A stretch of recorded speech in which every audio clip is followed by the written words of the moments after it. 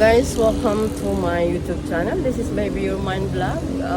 For today's video, gusto ko lang po ipapaalam na may isa pong Pilipina last Sunday sa sobra sigurong problema financially and family problem. So naisipan niyang tumalon sa building na ito, guys.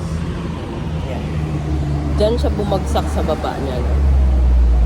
Last Sunday 3 p.m. So almost near on my building. Andyan yung building namin sa kabila lang. Ito lagi yung dinadaanan ko every time magbablog ako going to market or something like that. Then yun, nung Sunday, yung babae, hindi natin ma-judge yung tao bakit naisipan niyang kumitil ng buhay niya. She's only 36 years old, batang-bata pa, may pamilya. So yun yung solusyon niya kung bakit siya nagbakamatay, bakit siya bakit na naisipang tumalon. Siguro yun sa problema niya. So ganun dito, guys, mostly sa Hong Kong yung pangyayari na once they have problem, they don't know what to do, or wala na silang maisip na gawin kundi talon sa building na ito. Imagine talon ka sa building na yun, tapos bagsak ka sa baba. Siyempre hindi lang naman Pilipino, mostly Chinese also, because of problem, mostly like that. So hindi natin ma-judge sila, no? Pero for me, hindi solusyon ang pagpakamatay, di ba? Kasi syempre may lahat ng problema, may solusyon, may paraan.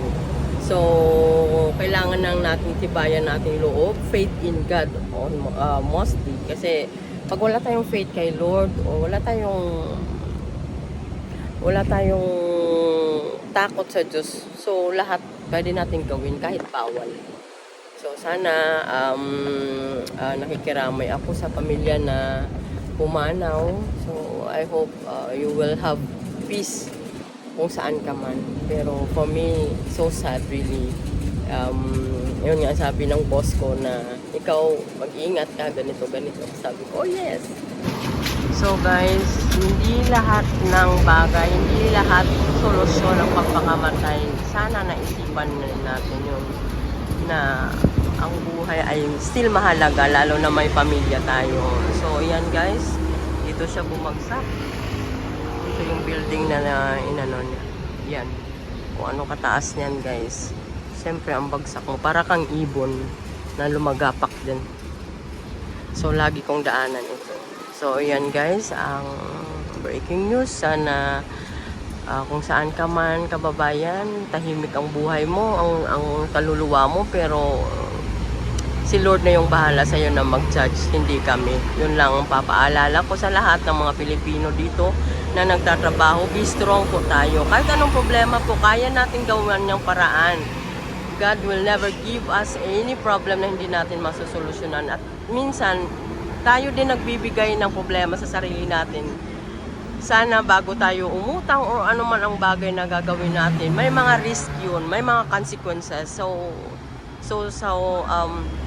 sana marunong tayong humarap, o kaya magiging matibay po tayo na humarap sa mga consequences na dumating sa mga ginagawa natin sa buhay. So ayan, guys, dito lang ako banda. So dito siya, so sad, but wala tayong magawa.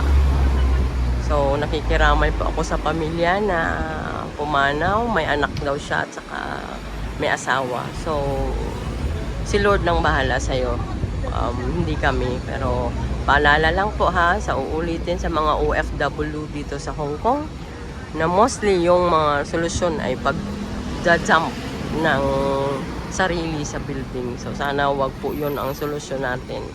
Pray hard, and kung ano man mga pagsubok, si Lord kay Lord, ialay kay Lord, kasi lahat yan masosolusyonan, at God will always provide, and God will never leave us nor forsake us, basta magtiwala tayo sa Kanya. So thank you, guys, for watching.